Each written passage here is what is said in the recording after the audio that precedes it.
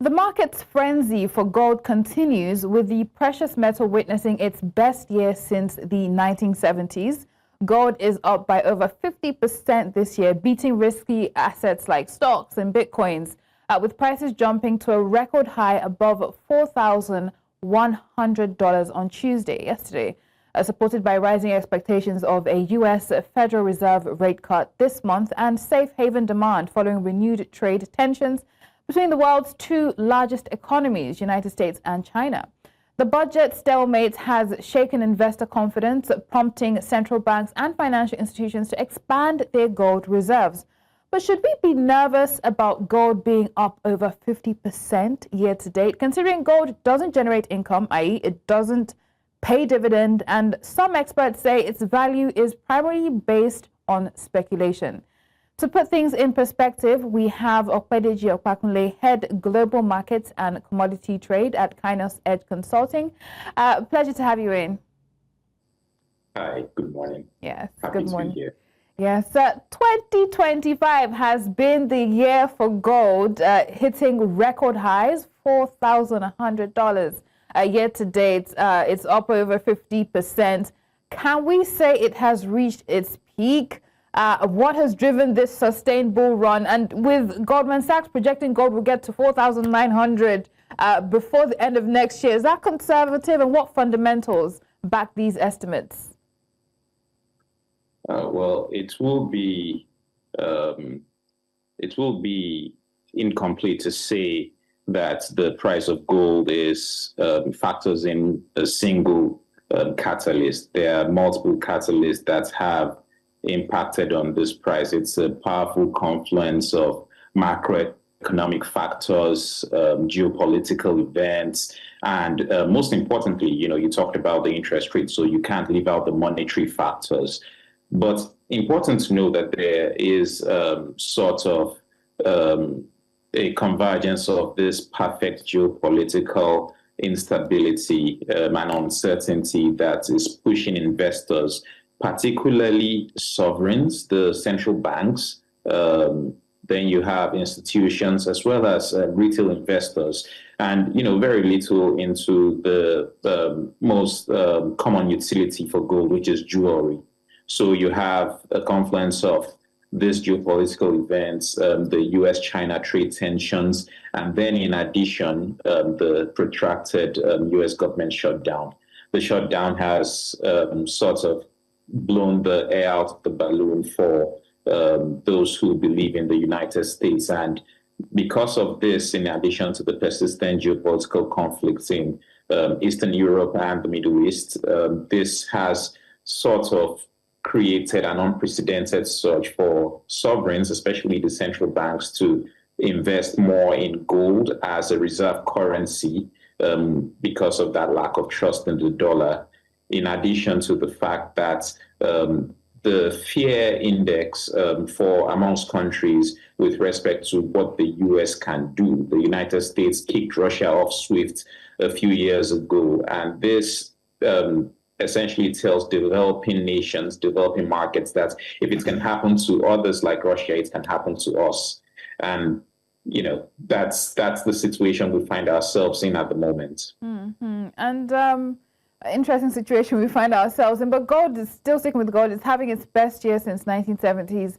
Are there any parallels or recurring patterns between the year 2025 and the 1970s? And how does it reflect on where the current status of the global economy and investment landscape is? Yeah, there is a parallel. Interesting parallel is that in the 1970s, before the 1970s, what you had was the United States and the US dollar was basically the primary reserve currency of almost every country in the world after the Bretton Woods Conference. Bretton Woods came after the Second World War, where all the European countries came together and said, okay, we are broke, we don't have money for reconstruction and redevelopment. The United States came out on top at the Second World War. The United States still has gold because wars are expensive. And then they go to the United States, and the United States agrees to make their currency the global reserve. And then you had the United States pegged to the dollar. But in the 70s, the United States went to war against Vietnam and they were losing. And this ripple effect across the world, everyone started to figure out that the United States can't meet their obligations for the US dollar, which was backed by gold at the time, less than $35 an ounce. Little by little, individuals, institutions, sovereigns started withdrawing their dollars, their gold from Fort Knox, from the United States, before the United States president decided, okay, that has to end. The United States is no longer backed by the dollar. And so they went off the Bretton Woods agreement. But how they remedied the situation, because it went into a free fall, they had a recession, and then gold went from about $35 to an ounce up to about $900 an ounce. No one saw it coming, well, except the economists, right? But after they had an agreement with Saudi Arabia, which brought in the petrodollar state and regime, where all transactions for oil and gas, oil especially, was backed by the US dollar. It strengthened the US dollar once again, and so recovery began. That was what happened in the 70s. But now what you have is Russia is being aggressive towards the United States. You have the Middle East, there's conflict there. Iran on one side, Israel on the other side. And then all around Israel, you have states which are backed by Iran, both by technology and by agreements that they have between militias and the government in Iran. And so you have that on the other side. And the United States supports Israel as well as supporting Ukraine. So when you think about all of this, it makes countries begin to wonder, how can we devolve ourselves from the US dollar, especially since there has been the factor of the rising United States debts over the past, over a decade, about 2 decades now. United States debt is at record high. And so the confidence in the US dollar, not as high as one would have liked it. And so countries have started to de-dollarize, going off the United States. You have countries like China that pumps in a lot of goods into the United States, gets US dollars for it, and then they go around and put that cash into US treasuries. The country of China has seen a decline in purchase of this United States treasuries over the past few years. And then you have countries like Poland and Kazakhstan buying a lot of gold. And now annually we have about 1,000 metric tons in gold being bought by sovereigns. And so that persistent and consistent de-dollarization was what's happened in the 70s. And there you had multiples of revaluations for gold against the dollar from lower than $35 to $800, $900. Now, if you look at the price of gold pre the COVID pandemic, we had some sort of stability where gold per ounce was between $1,600 and $2,000. And this ran for about 15 years. But at about 2021, 2022, we started seeing a price shift, and we finally went above $3,000, above $2,000 in 2023. In 2024, by Q1, we've been persistently above $2,000 to date. And a lot of economists say if a comparison is anything to go by, then we expect multiples of that pre-COVID valuation.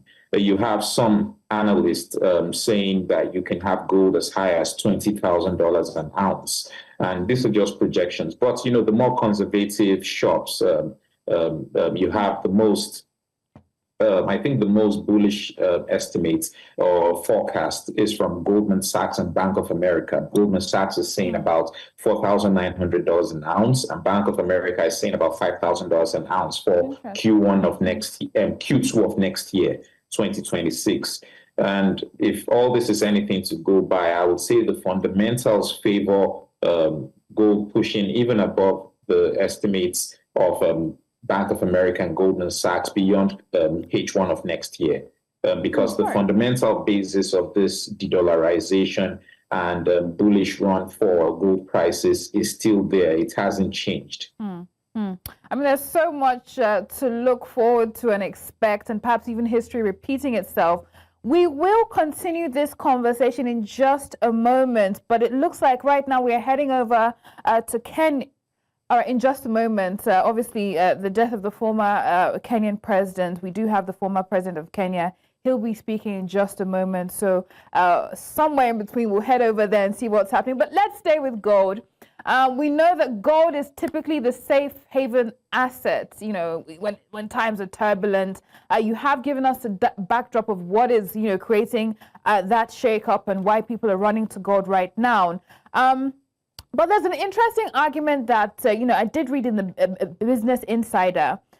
Peter Ricciuti, a professor at the University of Freeman School of Business, he isn't impressed with what's going on with gold.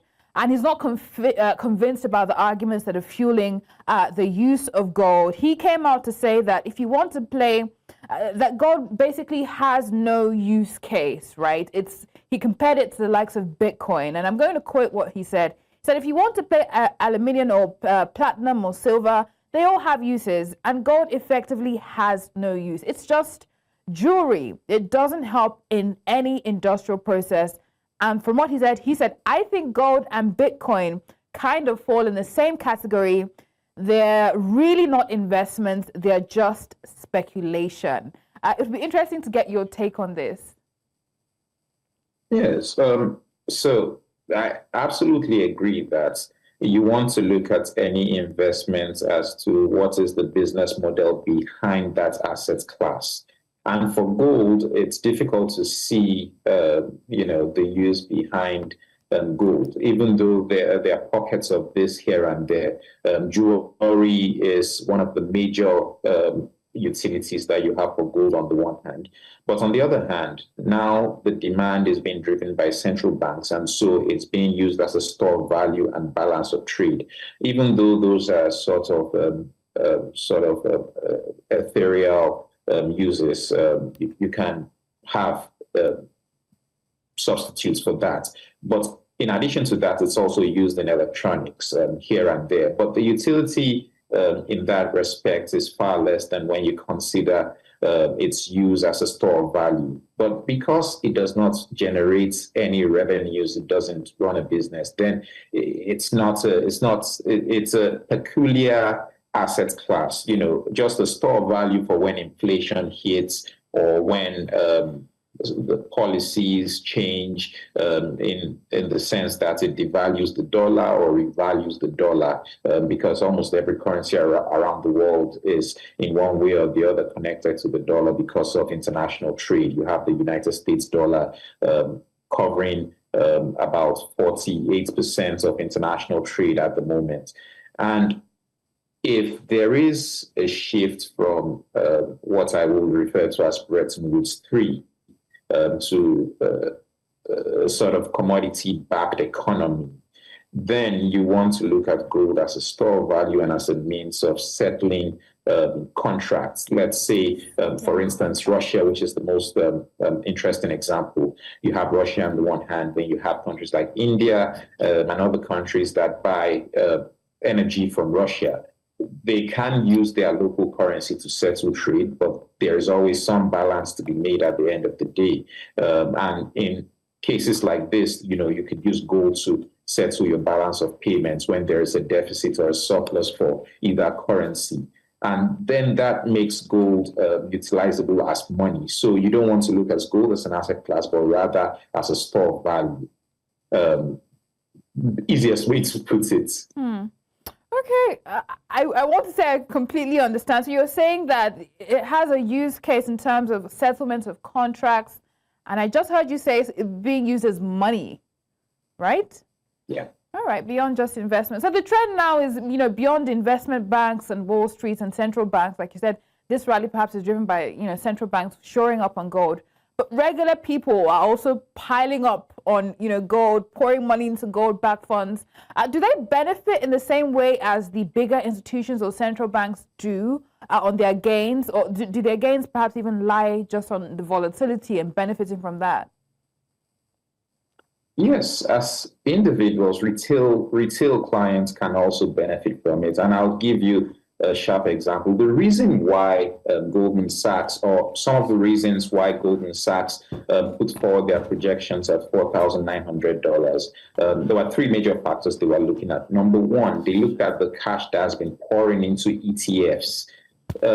It will interest you or surprise you that all the gold-backed ETFs that you have on the New York Stock Exchange and as well as the European stock markets are just about 3 or 4 metric tons. That's about half of what the United States has, or what we think they have, because we've not seen any recent audit of whatnot.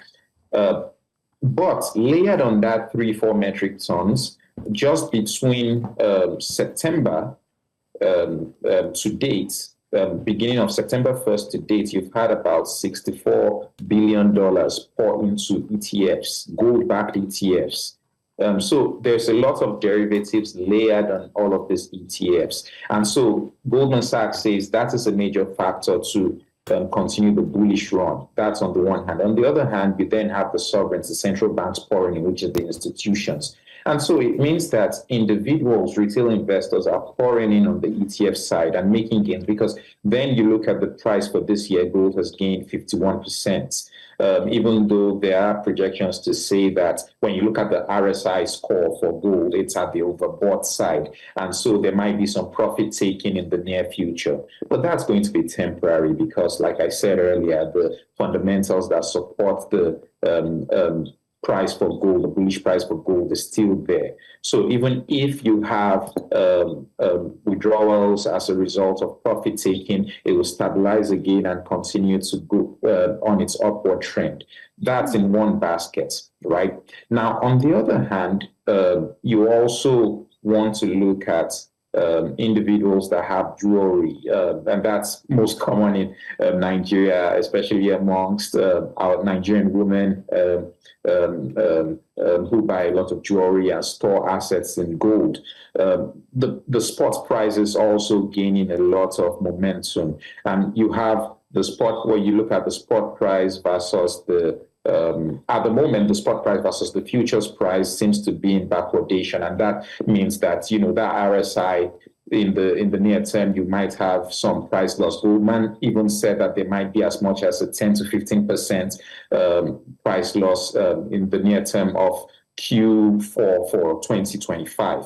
But on the other hand, you also have to look at the opportunity cost to these investors. What are the asset classes that might give you similar returns? At the moment, not a lot of them. Pretty much, I personally don't know any asset class that would give you 51% returns. Within the range of asset classes that I cover. But when you think about the opportunity cost, it gives some sort of investment thesis for retail investors to pour into the ETF side, and that has been happening. And so you have that opportunity. When you look even within the Nigerian context, that we have lots of avenues for that. You have Rice Vest, you have Bamboo, you have Pro Finance, and there are popular ETFs that you could use to get into that play, right? And so that strong investment demand could grants retail investors an opportunity to enter this market and make some sense out of the gold rush. Right. But, with the RSI, maybe in Q4, there might be profit taking that may see gold going below $4,000 temporarily, but that would continue. That wouldn't be medium or long term in any way, especially when you look at next year's projections. All right, we'll be tracking all that and more. And yes, the NGX apparently is also pushing towards 50, just climbed over 40% year-to-date returns. But sticking with gold, others believe that this rally perhaps reflects some sort of structural revaluation of gold's position in global finance, rather than just some sort of short-term speculative spike. Do you agree? And how is this also rubbing off on other precious metals? Is this part of like silver and platinum? Is this part of a deeper correction driven by market fragility and also the global debt pressures? Oh, yes, absolutely. I would say that it would be very good to look at other precious metals because, for instance, silver that you mentioned, the performance of silver historically tracks gold. You also have other metals that are directly linked to the mining of gold, platinum, silver, copper, and even palladium. So these are, and sometimes molybdenum in some mines. These are precious metals that are mined alongside gold in a lot of mines, right? And so when you look at the correlation between these precious metals and gold, there is a positive correlation, more especially silver. No one expected that silver was going to break beyond $50 because there have been problems in the LBMA in London. There is a shortage of physical silver. The United States has listed silver as a critical metal, for their domestic use, and so there is going to be a lot of money from institutions within the U.S., both government and private, trying to shore up fiscal silver positions. And there is a demand for silver, for industrial uses, electronics, solar panels, and the likes. And so a lot of this track gold. But at the back of it, I think the most important thing is to look at the US dollar index. The US dollar index has been weakening since Donald Trump came into office. And he's made it clear that the reason why he wants the US dollar to weaken is that it becomes more attractive to produce locally than to export when your currency is weaker. And historically they have accused China of doing just that with the yuan. So the United States is adopting that principle now and trying to weaken the United States dollar. If you look at the DXY this year, it has lost about 15-17% year to date, right? And this essentially is about making America great again. And so as far as the United States dollar weakens, there's going to be a repricing across all asset classes. And so all other metals are going to, sort of be repriced against the dollar. If the dollar weakens, then it becomes a bit more expensive in dollar terms to buy any of these metals. And that's what you're seeing with silver, which has gone above $50. It's, around $52, $51 yesterday. You have copper that's gone above $5 a pound. You have platinum and palladium, which both have gone above $1,000. I mean, interesting times within the global investment space, but thank you so much for the history lesson and all the insights as well. Opediji Opakunle, Head Global Markets and Commodity Trade at Kainosedge Consulting. Thank you.